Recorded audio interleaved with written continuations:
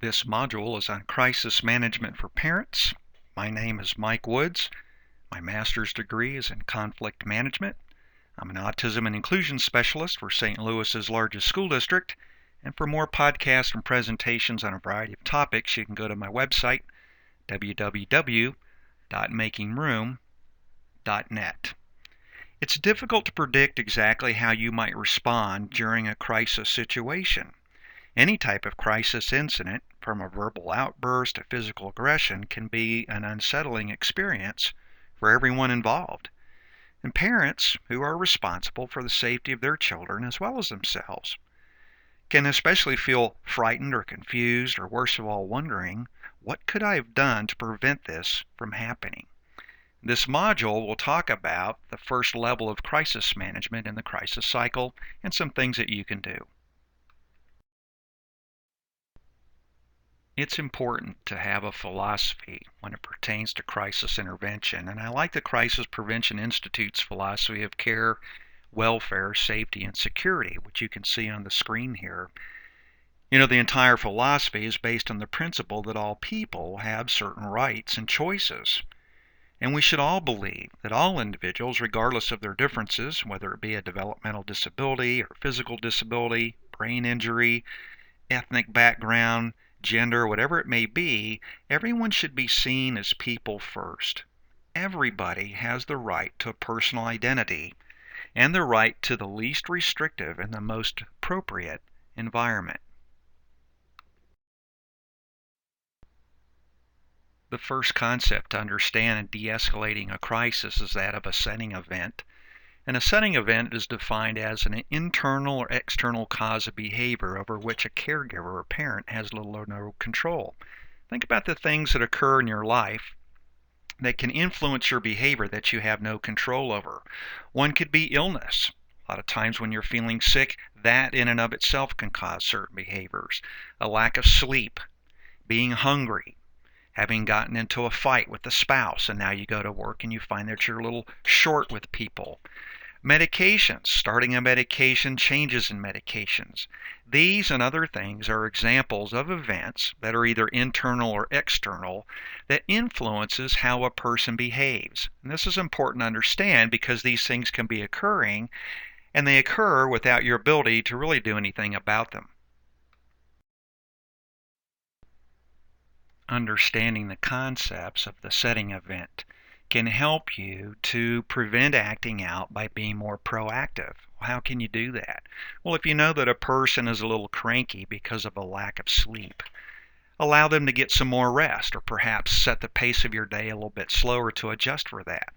If it's due to a lack of food, we have kids who arrive at school that didn't have a chance to get breakfast. Well, they're a little cranky. Once we find that out, we allow them some time to eat.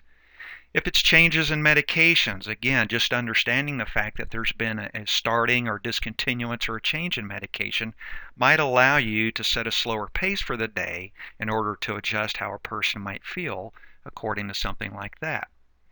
Also, by understanding setting events, internal and external causes of behavior that you can't control, it allows you to depersonalize a crisis situation by recognizing that you're not the cause of the acting out behavior.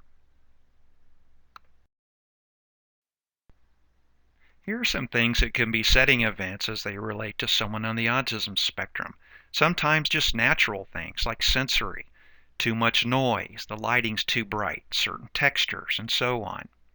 Scheduling, changes in a schedule, having to transition from one activity to the next sometimes can be a setting event. Expectations, the person doesn't know what to do. They don't understand what the requirement is or the expectation of them is in this particular situation. Think of how you might feel if you weren't sure of that. That can be a setting event. And instructions. Perhaps someone has asked them to do something and they simply don't understand what they're being told. Another important concept to understand in de-escalating a crisis is that of the social exchange theory, which basically says that the behaviors and attitude of parents and caregivers can impact the behaviors and attitude of those in our care. Likewise, the reverse is true. The behaviors and attitudes of those who are in our care can influence our behaviors and attitudes. And as adults, we know this, but we need to take this concept, this social exchange theory, and apply it to de-escalating a crisis.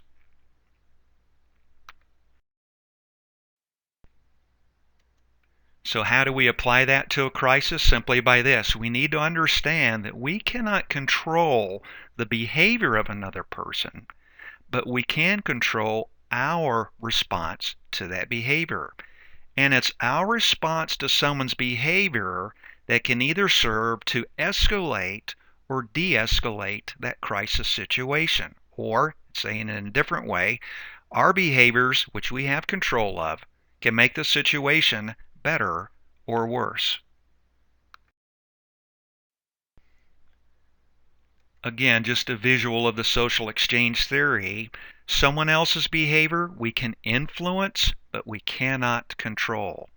Our responses, on the other hand, we can control. And again, this is an important concept to remember in managing a crisis situation. How I respond to that situation will either serve to escalate or de-escalate that crisis. So in that respect, we need to have some ideas of what we can do in response to a particular level or phase of crisis. And we'll talk about that here in just a little bit. Personal space is a factor that not many people think about in the crisis management cycle, but personal space is the distance to which we are to the individual in crisis. There's two types of personal space. One is intimate space, which is 0 to 16 inches, and that's typically reserved for someone that person knows very intimately. And then the average personal space is 1.5 to 3 feet. That's important to remember. Remember that social exchange theory. My behaviors affect yours. If I am physically closer to you than you feel comfortable with, that is going to cause you to feel more anxious or to cause more tension or stress, which will escalate that crisis rather than de-escalate it. So I need to be thinking about this in that crisis management cycle. What are some other factors that influence the amount of personal space someone needs in a crisis? Well, gender, whether the person's male or female. Size, am I bigger or smaller than that person? Relationship, how well do I know them? That person's culture, the setting that we're in, and that person's emotional state. If they're becoming worked up or if they're starting to escalate in that cycle, chances are I can't get as close. Unless I know that person intimately, then I might, but if not, I've got to respect that 1.5 to 3 feet, perhaps even allow more room than that. A couple important points about personal space as it relates to the autism spectrum. People with autism may be extremely sensitive to close proximity and touch. That's very important to keep in mind. Not all, but some are. They may also have personal space issues regarding their possessions, and that can be extremely acute for people on the autism spectrum. They can be very possessive of certain possessions, and so the personal space of people in regard to those possessions can be a factor that either can increase anxiety or tension or decrease it. And then lastly, individuals with autism may not be socially aware of the space needs of others. So perhaps it's the invasion of personal space by the person with autism that is creating crisis for somebody else. Let's talk about the concept of nonverbal communication. Our body postures and our nonverbal language can affect whether that person escalates in that crisis or begins to de-escalate. Our facial expressions, do we look calm or do we have a scowl on our face?